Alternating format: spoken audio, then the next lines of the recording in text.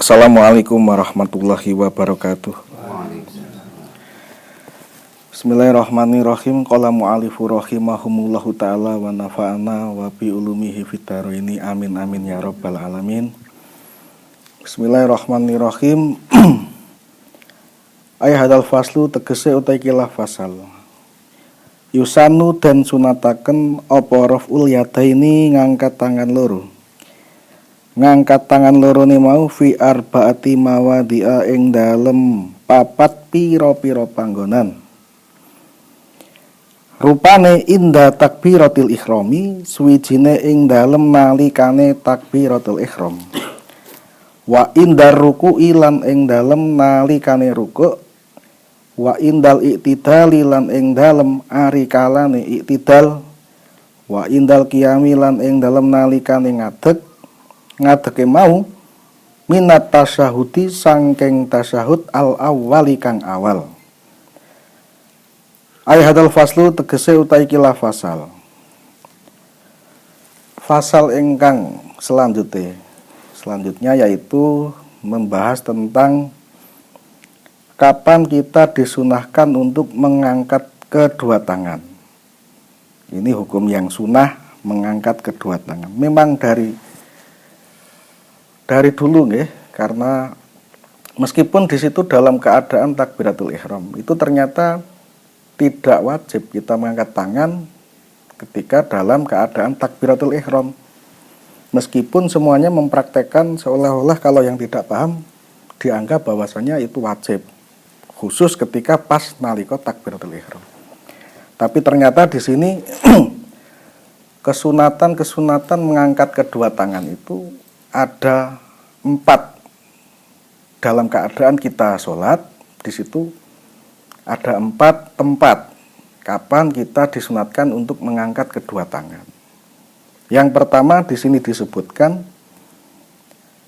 inda takbiratil ikhrami, ketika dalam keadaan kita bertakbiratul ihram.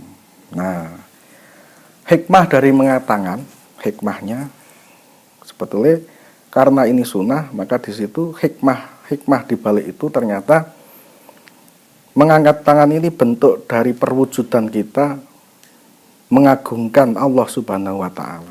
Ketika kita mengangkat ini kita mengagungkan Allah. Ada yang mengatakan bahwasanya kita mengangkat seperti ini kita meniadakan semua apa saja selain Allah. Kan memang mengangkat tangan kayak ini cara bahasa ini kan orang teman koyo. Tapi ini menunjukkan bahwasanya kita itu memang betul-betul sedang hanya menghadap hanya kepada Allah, bukan yang lain. Ini hikmah. Atau disebutkan tadi pengagungan kita kepada Allah. Di situ bahwasanya kita itu memang hanya menghamba kepada Allah. Niku hikmah. Tapi di balik hikmah itu ternyata ada kesunahan, tidak serta-merta di setiap keadaan apa saja kita terus mengangkat tangan. Di sini disebutkan ada 4. Yang pertama itu ketika kita bertakbiratul ihram. Ya, seperti biasa berarti ketika kita setelah niat, di situ disertai dengan membaca takbir Allahu Akbar. Mengangkat tangan pun juga ada perbedaan pendapat, ada yang setara dengan sejajar dengan pundak kita, ada yang mengatakan nempel di telinga kita. Itu kalau di dalam sunnah kita kalau mempraktekkan mengangkat tangan itu pun sudah disunahkan. Wis cekap ngeten niku wis cukup. Tapi intinya seperti yang sudah kita praktekkan nih, ngangkat tangan. Ini ada sejajar, yang pasti sejajar dengan pundak. Selanjutnya lagi kesunatan yang berikutnya mengangkat tangan di dalam indar ruku'i. Ketika kita ingin rukuk, ketika ingin rukuk akan melaksanakan rukuk, kita disunahkan lagi untuk mengangkat tangan.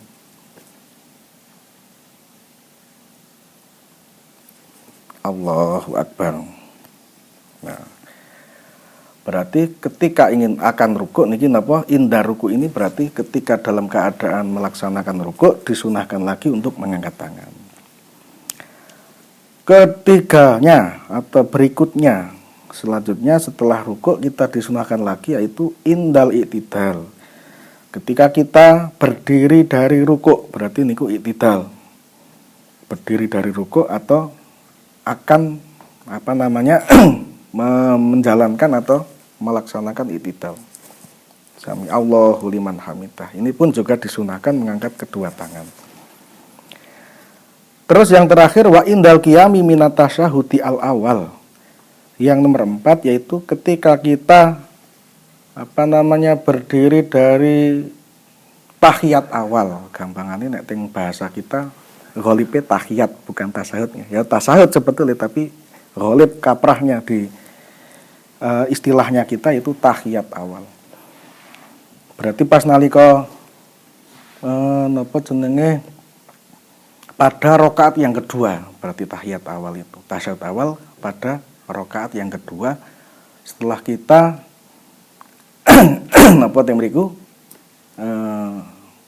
selesai membaca tahiyat awal, lalu kita berdiri di situ.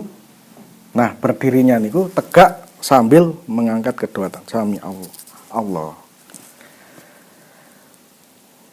Tapi kalau pada rakaat yang awal itu tidak disunahkan. Hanya di rakaat yang tahiyat yang pertama. Bukan yang rakaat yang awal tapi tahiyat yang pertama. Berarti rakaat kedua. Dalam sholat sing sifatnya 4 rakaat atau 3 rakaat. Bahkan yang mriki ana sing mengatakan ada julus istirahah. Julus napa? Istirahah ana julus lungguh sebentar setelah napa? Sujud yang kedua. Meskipun dalam rakaat yang awal atau rakaat yang ketiga, tapi kok di situ kita ada unsur duduk sebentar. Kan biasanya kan setelah rakaat yang awal itu kita langsung sujud yang kedua itu langsung berdiri. Tapi ada kalanya kita duduk sebentar setelah melaksanakan sujud yang kedua. Itu paling berapa menit lah durasinya. Entah itu 2 detik, kok menit 2 detik mungkin langsung kita berdiri. Itu ada yang mengatakan sebagian ulama itu pun juga disunahkan untuk mengangkat kedua tangan. Berarti ketika kita kok dalam keadaan rakaat yang pertama, rakaat yang kedua, rakaat yang ketiga, di situ kok ada niatan untuk julus istirahat tadi, dalam keadaan setelah melaksanakan sujud yang kedua, itu juga ada yang mengatakan disunahkan. Tapi ini yang kita ketahui secara ghalib, secara umum, mayoritas ulama berpendapat ya hanya 4 tadi.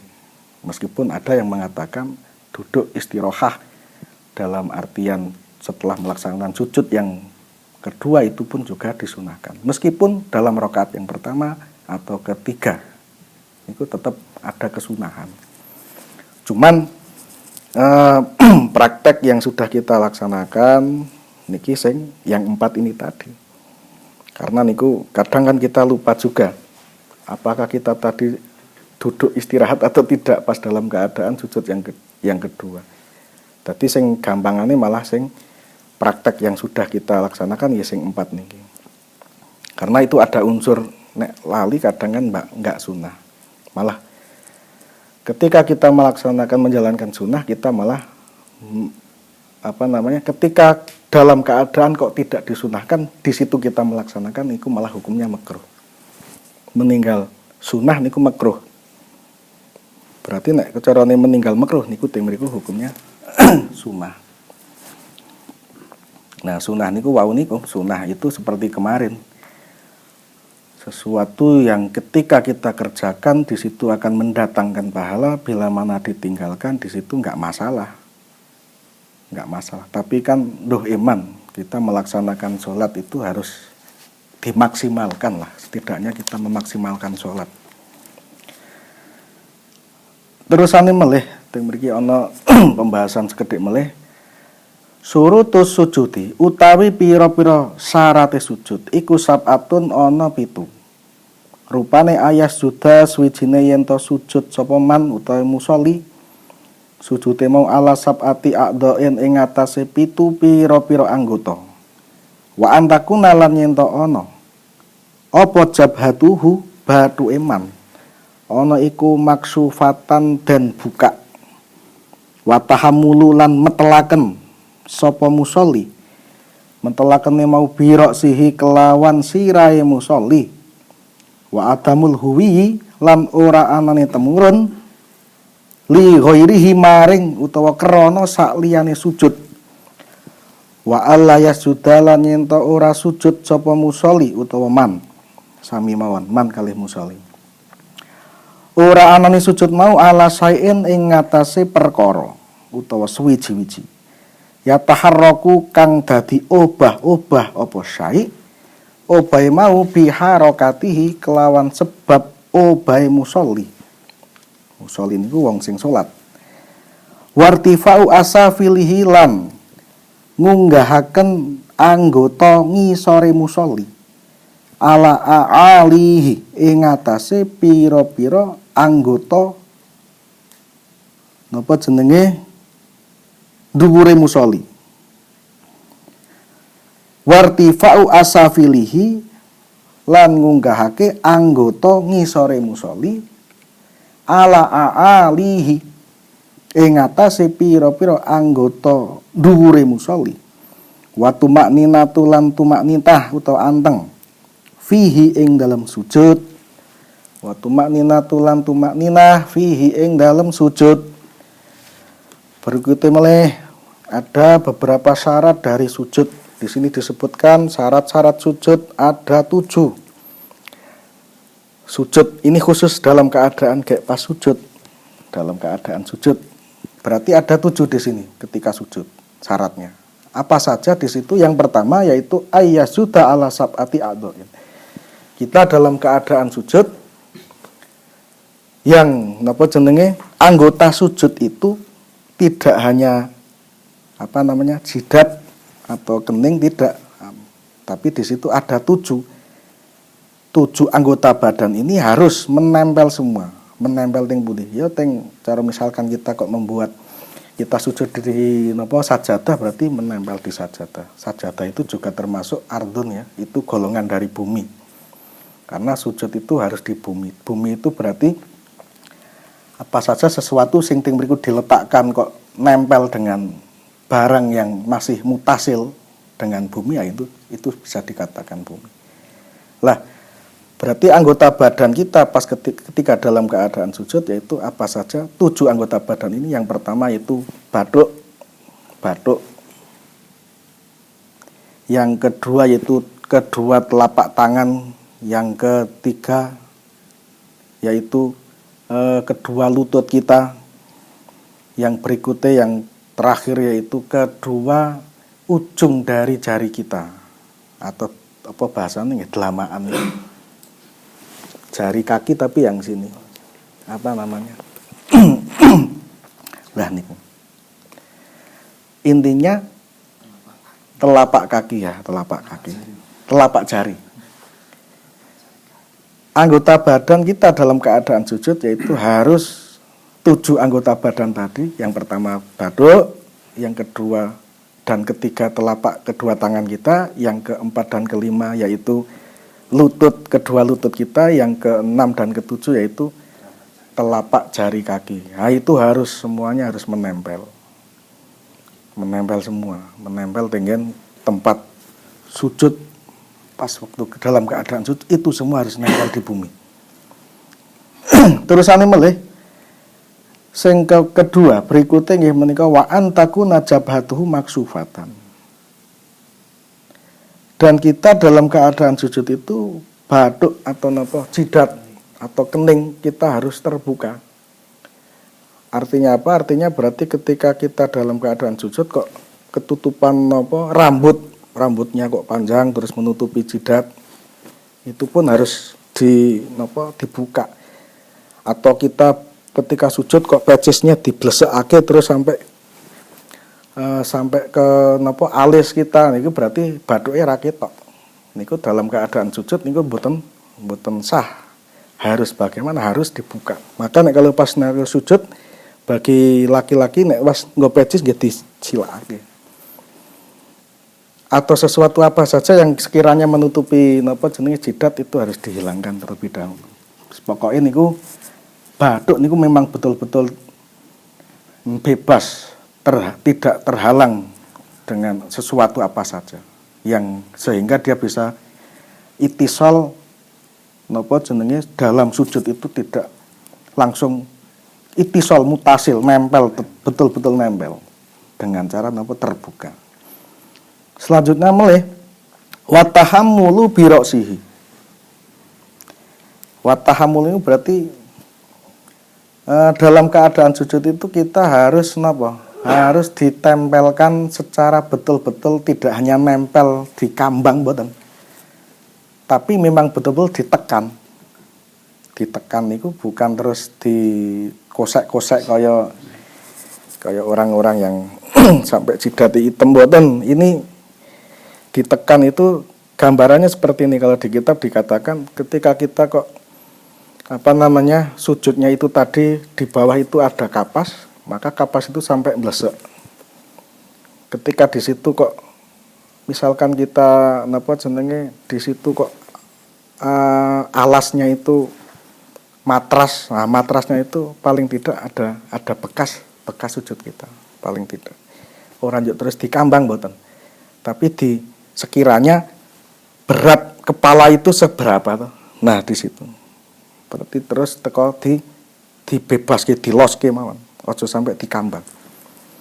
Nah niku dipetelke ini maksudnya ditekan tapi tidak terus dikosek, ditekan biasa. Seakan-akan misalkan di situ ada kapasnya blesek atau membekas. Bekas ini berarti mengkerut. Selanjutnya lagi wa adamul huwi li ghairihi. Dan juga dalam keadaan sujud, kita mau melaksanakan sujud tidak boleh pas ketika dalam keadaan mau turun sujud itu menyengaja atau niat sujud bukan tidak sujud kepada Allah. Artinya pas ketika kita turun mau sujud itu betul-betul lepas semua sesuatu yang kita niatkan, sujud aku ini hanya kepada Allah. Tidak boleh ketika kita kok sujud karena ada sesuatu sing barang tadi ada barang yang di situ sekiranya kan dalam keadaan sujud itu ada yang membolehkan mengambil barang terus diletakkan. Terus kita kok niati tak karo nggembol duit kayak gigal utawa menyingkrehake HP tak letakin. Nah, ini niat kita mau sujud memang betul-betul ini saya sujud kepada Allah, tidak selain itu. Wa adamul huwi li ghairihi. Memang betul-betul sedang sujud menghadap Allah. Bukan ketika turun itu tadi turun sujud mau sujud itu untuk sesuatu selain Allah. Yes, niku harus murni memang tulus kita mau turun dari sujud ketika kita itidal terus mau sujud itu kita harus niat memang betul-betul bahwasanya saya sujud ini kepada Allah bukan kepada yang lainnya. Barang-barang li ghairihi. Selanjutnya lagi wa alla yasjuda ala syai'in yataharraku biharakatihi. Lah niki fenomena yang kadang kita tidak bisa banyak yang belum tahu bahwasanya ketika dalam keadaan sujud itu kita tidak boleh kok sujud di atas sesuatu yang bergeraknya sesuatu itu karena pergerakan kita. Artinya ngeten. Kita sujud misalkan kok membawa serban. Serban kita dikalungkan. Lah ketika kita serban itu kan berarti mengikuti pergerakan kita. Ketika kita itidal serban pasti bergerak. Kita mau sujud pasti dia bergerak. Nah, dalam keadaan sujud kita tidak boleh sujud di atas sesuatu yang bergerak tadi. Yang pergerakannya tadi karena mengikuti dengan gerakan kita. Pas sujud kok dilalai kelangserah di bawah. serbannya. Kok nutupi pas dengan di jidat kita. Jidat. Berarti pas nalika kita sujud di atas itu tadi, yang tadi barang tadi yang di atas kepala kita atau di jidat kita itu kok nempel dengan pergerakan kita, mengikuti dengan pergerakan kita. Nah niki juga tidak sah, tidak diperbolehkan. Misalkan apalagi baju koko atau baju jubah yang sekiranya tangannya itu panjang ya. Kadang kan ada yang panjang sampai 0,5 meter. Dalam keadaan kita sholat kan dia juga bergerak, takbir juga bergerak, rukuk bergerak, sujud bergerak. Nah, dia kok mengikuti dengan pergerakan kita, kebetulan pas nanti kalau kita sujud, ketika sujud kok dia itu menutupi jidat kita. Nah, di situ berarti ini namanya ala sayin la yasuda ala sayin nyatahraku biharokati. Oh, ini pergerakan sesuatu itu mengikuti sebab pergerakan kita. Dalam keadaan sujud berarti tidak boleh di atas sesuatu yang bergeraknya sesuatu tadi disebabkan atau diakibatkan pergerakan kita. Nonton ya, paham ya Mas Ferdi? Berarti ngati-hati nih nek pas nalika sujud, berarti barang-barang apa saja yang sekiranya tinggal nempel di badan kita atau di tubuh kita itu jangan sampai menutupi alas sujud kita. Niki tapi teng bathuk niki sing mesti nek teng bathuk nggih sing paling pokok teng. Terusane melih wartifa'u asafilihi ala alihi. Nah, yang selanjutnya syarat yang selanjutnya yaitu dalam keadaan sujud kita anggota badan kita yang di situ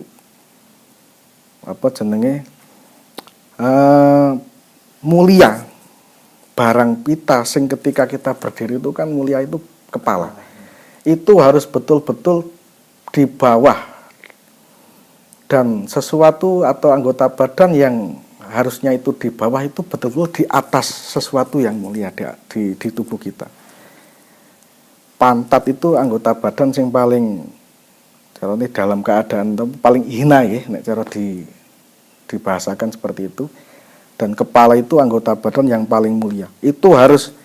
Kepala itu harus di bawah dan pantatnya harus di atasnya kepala.